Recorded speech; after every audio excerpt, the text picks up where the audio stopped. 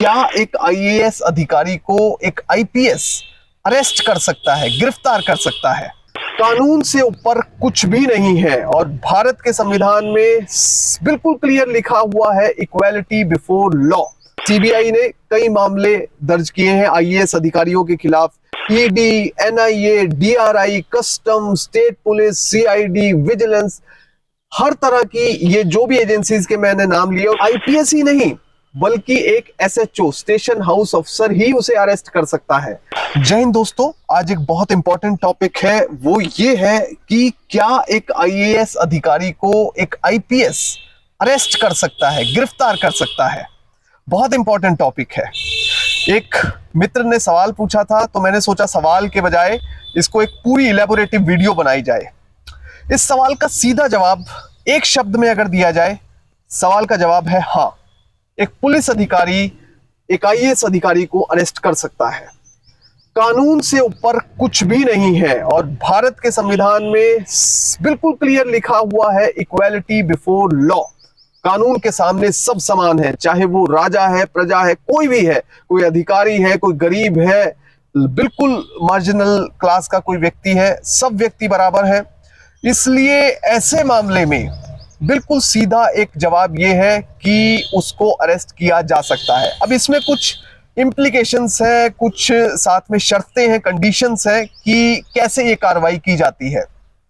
आमतौर पर आपने सुना होगा कि सीबीआई सीनियर आईएएस अधिकारियों को अरेस्ट करती है, या फिर कोई बड़ी ईडी या कोई और एजेंसी अरेस्ट करती है, तो उसके पीछे एक पूरा जो है रिसर्च होती है कि आखिर हम इस अधिकारी के खिलाफ क्यों कार्रवाई करना चाहते हैं और क्या एविडेंस, क्या सबूत है जांच एजेंसी के पास जिनके चलते ये कार्रवाई की जाएगी। सबसे पहले कार्रवाई कौन सी एजेंसी कर सकती है?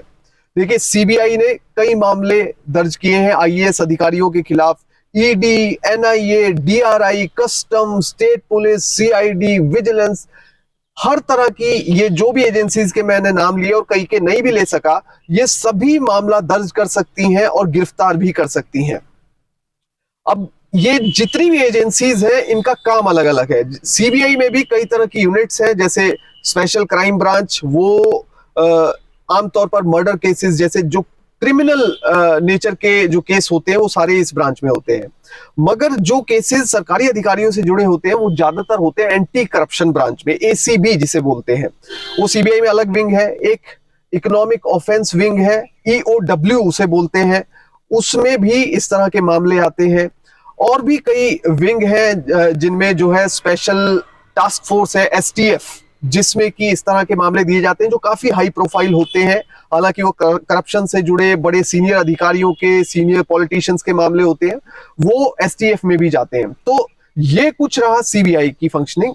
वहीं ईडी जो है वो फेमा से जुड़े मामले देखती है। फेमा जैसे कि फॉरेन एक्सचेंज मैनेजमेंट एक्ट जो है, जिसमें कि साफ तौर पर जो पैसे का लेन देन है, पैसे की ट्रांजैक्शन है, वो उसको देखती है। विदेशों से आपके पास किसी व्यक्ति के पास पैसा आया, उसने विदेश भेजा, तो ये सारा वो देखती है ईडी, एनफोर्समेंट डायरेक्टोरेट। और खास तौर पर सरकारी अधिकारी अगर कोई इसमें इन्वॉल्व है तो उसमें ईडी ही कार्रवाई करेगी।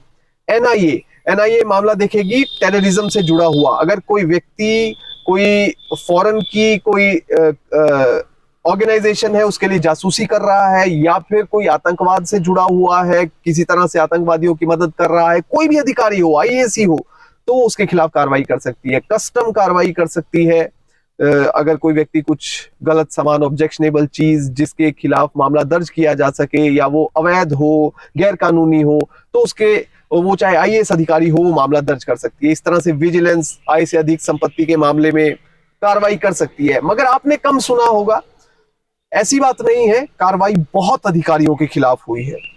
आप ये समझ लीजिए कि कई लोग, उनका करियर भी तबाह हो गया क्योंकि वो भ्रष्ट थे। देखिए, जीरो टॉलरेंस की नीति है सरकार की, और संविधान में भी और कानून में भी साफ तौर पर यह लिखा गया है कि हर सरकारी अधिकारी ईमानदारी से काम करेगा। अगर वो ईमानदार नहीं है तो वो सही सरकारी अधिकारी भी नहीं है। अब कानून को समझते हैं कि कानून कैसे काम करता है। जो कानून है उसके हिसाब से हमारा एक सवाल यह है कि क्या आईएएस अधिकारी को एक आईपीएस अधिकारी गिरफ्तार कर सकता है? जी हाँ, अगर वो करप्ट है या उसने कोई क्राइम किया है तो जरूर गिरफ्तारी हो सकती है। और आईपीएस ही नहीं बल्कि एक एसएचओ, स्टेशन हाउस अफसर ही उसे अरेस्ट कर सकता है। उसको ही कानून में इतनी पावर है। कानून में साफ तौर पर लिखा हुआ है कि all powers are vested with the officer in charge. और ऑफिसर इंचार्ज इसमें कौन होगा? एसएचओ, जो कि सब इंस्पेक्टर रैंक का अधिकारी भी हो सकता है। तो सब इंस्पेक्टर रैंक का अधिकारी भी एक आईएएस को अरेस्ट कर सकता है। हालांकि उसमें कई कॉम्प्लिकेशंस रहती है और कई कंडीशंस रहती हैं। देखिए, आईएएस अधिकारी को अगर सिविल नेचर का कोई केस है, कोई करप्शन केस है या उस तरह का कोई आम केस है, तो उसमें अरेस्ट करने के लिए आपको पहले चाहिए प्रोसिक्यूशन सैंक्शन। ये कॉन्सेप्ट जो आम लोगों ने नहीं सुना होगा, शायद आपने भी ना सुना हो। किसी भी सरकारी अधिकारी को, और वो आईएएस अधिकारी है तो खासतौर पर आपको प्रोसिक्यूशन सैंक्शन चाहिए। आपको मतलब जांच एजेंसी को। अगर प्रोसिक्यूशन सैंक्शन मिल गया तो आप मामले को चला सकते हैं, कोर्ट में लेकर जा सकते हैं। और अगर प्रोसिक्यूशन सैंक्शन नहीं मिला तो मामला कोर्ट में नहीं जा सकता। यह सीधा बिल्कुल एक स्पष्ट कानून है। अब प्रोसिक्यूशन सैंक्शन कौन देता है? प्रोसिक्यूशन सैंक्शन वो डिपार्टमेंट, वो सरकार देगी जिस सरकार के तहत वो काम कर रहा है।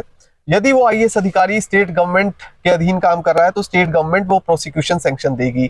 यदि वो आईएएस अधिकारी सेंट्रल गवर्नमेंट, केंद्र सरकार में काम कर रहा है तो वो प्रोसिक्यूशन सैंक्शन केंद्र सरकार देगी।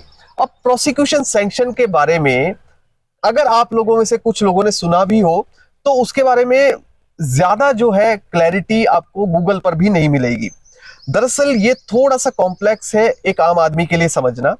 आमतौर पर जो सरकारी अधिकारी होते हैं, या इन केस आप आईएएस अधिकारी मान लीजिए, तो उसमें प्रिवेंशन ऑफ करप्शन एक्ट, जो कि भ्रष्टाचार निरोधक कानून है, उसके तहत कार्रवाई होती है। प्रिवेंशन ऑफ करप्शन एक्ट 1988, उसके तहत कार्रवाई होती है, जिसमें सेक्शन 17A आमतौर पर उसमें साफ तौर पर लिखा हुआ है, काफी कुछ चीजें दी गई हैं। मगर अब इसमें प्रोसिक्यूशन सैंक्शन की मैं बात करूंगा।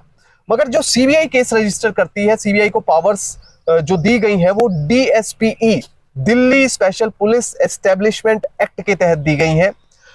अब उसके सेक्शन 6A, सेक्शन 6A में भी प्रोसिक्यूशन सैंक्शन की बात कही गई है। अब हुआ क्या कि सुप्रीम कोर्ट ने साल 2014 में एक मामले में कह दिया कि प्रोसिक्यूशन सैंक्शन की जरूरत नहीं है। जिस मामले को सीबीआई रजिस्टर करती है उसमें एनफ एविडेंस अगर है तो उसमें कोई प्रोसिक्यूशन सैंक्शन की, यानी कि सरकार से अनुमति लेने की जरूरत नहीं है कि आपके अधिकारी के खिलाफ मामला चलाया जाए या ना चलाया जाए। दरअसल सेक्शन 6A जो डीएसपी एक्ट का है, उसमें लिखा हुआ है कि जॉइंट सेक्रेटरी, भारत सरकार के जॉइंट सेक्रेटरी या इससे सीनियर स्तर के अधिकारियों पर कोई भी अभियोजन चलाने के लिए, कोई कार्रवाई करने के लिए उससे पहले सरकार की अनुमति लेनी पड़ेगी, जिस भी सरकार में वो अधिकारी काम कर रहा है। पहली बात तो यहां पर सुप्रीम कोर्ट ने कह दिया कि अनुमति लेने की जरूरत नहीं है। दूसरा, जो प्रिवेंशन ऑफ करप्शन एक्ट है, इसमें जो सेक्शन 17A जिसकी मैं बात पहले कर चुका हूं, उसमें साफ तौर पर लिखा है कि सरकारी अधिकारी पर कार्रवाई करने से पहले प्रोसिक्यूशन सैंक्शन की जरूरत है। यानी उस सरकार से सैंक्शन लेना पड़ेगा, अनुमति लेनी पड़ेगी कि आपके अधिकारी के खिलाफ कई सबूत आए हैं, वो इस तरह की गतिविधियों में लिप्त है, इसलिए हम उनके खिलाफ कार्रवाई करना चाहते हैं, तो उसकी अनुमति दी जाए। आमतौर पर यह अनुमति मिल भी जाती है, मगर कई लोग ये कहते हैं कि अनुमति नहीं मिलती है। ऐसा नहीं है, ज्यादातर मामलों में अनुमति मिल जाती है। अब ये प्रोसिक्यूशन सैंक्शन जो है ये कितने समय में मिलनी चाहिए? कुछ लोग या कुछ मामलों में ऐसा भी देखा गया है कि प्रोसिक्यूशन सैंक्शन देते देते विभाग या सरकार काफी लंबा समय लगा देती है। मगर सुप्रीम कोर्ट ने विनीत नारायण केस में यह कहा था कि 3 महीने का समय निर्धारित किया गया था कि 3 महीने के समय में प्रोसिक्यूशन सैंक्शन दी जानी चाहिए। अब मान लीजिए कि एक आईएएस अधिकारी है और वो भ्रष्ट है और भ्रष्टाचार की गतिविधियों में लिप्त है।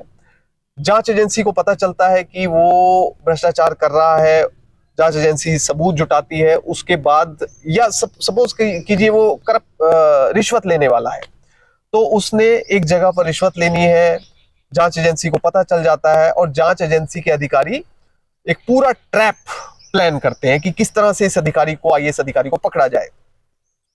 तो वो ट्रैप प्लान करने के बाद वहां पर पहुंचते हैं और रंगे हाथों उस अधिकारी को गिरफ्तार कर लेते हैं। अब गिरफ्तारी के बाद क्या प्रोसेस रहेगी, प्रोसिक्यूशन सैंक्शन कहां पर आएगा? देखिए, कई लोगों के पास मिसकंसेप्शन कई लोगों को यह है कि जब गिरफ्तारी करनी है उससे पहले प्रोसिक्यूशन सैंक्शन चाहिए। नहीं, दरअसल जांच एजेंसी अपने हिसाब से काम कर सकती है। अगर उसे कोई इस तरह की खबर मिली है या इनपुट मिली है तो वो अपने स्तर पर कार्रवाई को आगे बढ़ाते हुए अधिकारी को गिरफ्तार कर सकती है। गिरफ्तार करने के बाद प्रोसिक्यूशन सैंक्शन की एप्लीकेशन उस डिपार्टमेंट में, उस सरकार के पास मूव की जाती है, उस सरकार के पास दी जाती है कि जिस सरकार के पास वो काम कर रहा है। मान लीजिए एक आईएएस अफसर है, वो राज्य सरकार में काम कर रहा है, तो राज्य सरकार में उसी के विभाग से अनुमति मांगी जाएगी कि आप हमें इसके खिलाफ अभियोजन यानी कि कोर्ट में मामला चलाने की अनुमति दीजिए। और अगर वो अनुमति मिल जाती है तो उसके बाद ये कोर्ट में केस चला जाता है और कोर्ट फिर फैसला करती है, निर्णय करती है कि आखिर जांच एजेंसी सही है या ये अधिकारी सही है। खैर वो कोर्ट का मैटर हो जाता है। तो कुल मिलाकर जो प्रोसिक्यूशन सैंक्शन है उसकी सरकारी अधिकारियों के लिए भूमिका अहम होती है। और आप ये समझ लीजिए कि कई लोगों के माइंड में ये इंप्रेशन है कि आईएएस आईपीएस अधिकारी या आईआरएस अधिकारी बहुत सीनियर होते हैं, उनके खिलाफ कोई कार्रवाई नहीं होती, कुछ नहीं हो सकता, ऐसा नहीं हो सकता, वैसा नहीं हो सकता। अगर आप खंगालेंगे, अगर भारत के इतिहास को खंगालेंगे तो कई आईएएस अधिकारी, कई ब्यूरोक्रेट्स के खिलाफ कार्रवाई हुई है और बहुत सीरियस कि करियर तक तबाह कर दिए गए जो भ्रष्टाचार में लिप्त थे या जिन्होंने गैर कानूनी एक्टिविटीज में हिस्सा लिया। उन लोगों को जो है सरकार ने या अदालतों ने बिल्कुल भी नहीं बख्शा है। अब इसके कई एग्जाम्पल्स भी हैं। पिछले कुछ सालों में आपने देखा होगा कि एक सीनियर आईएएस अधिकारी थे जिन्होंने बाद में, उनके पूरे परिवार ने सुसाइड भी कर लिया था, आत्महत्या भी कर ली थी। बीके बंसल, वो डायरेक्टर जनरल थे मिनिस्ट्री ऑफ कॉर्पोरेट अफेयर्स में। उनके खिलाफ जो है सीबीआई ने मामला रजिस्टर किया था और बहुत सीरियसली जो है इस मामले को परस्यू भी किया गया, मगर बाद में पूरे परिवार ने आत्महत्या कर ली। तो आप देखिए, इस चीज से ये समझ सकते हैं कि कितना सीरियसली एजेंसी अपने काम को लेती है और कितना ज्यादा डर किसी भी व्यक्ति के मन में है जो पकड़ा जाता है, चाहे वो कितने भी, किसी भी स्तर का अधिकारी हो। और ये अधिकारी जिनकी मैं बात कर रहा हूं, ये डायरेक्टर जनरल के स्तर के अधिकारी थे, आईएएस अधिकारी थे, बहुत सीनियर आईएएस थे। इसके साथ ही और भी अगर केसेस की बात की जाए तो वाई श्रीलक्ष्मी का केस आंध्र प्रदेश में जो इलीगल माइनिंग से जुड़ा था, उनके खिलाफ भी कार्रवाई हुई। इसके साथ ही सुधीर कुमार जो कि बिहार स्टाफ सिलेक्शन कमीशन के चेयरमैन भी रहे हैं, उनके खिलाफ बहुत सीरियस कार्रवाई हुई।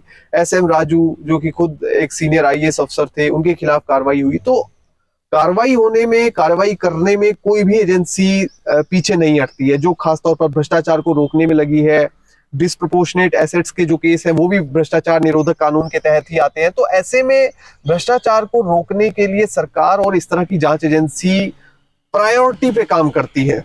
बस ये है कि हमारा देखने का नजरिया कुछ और है।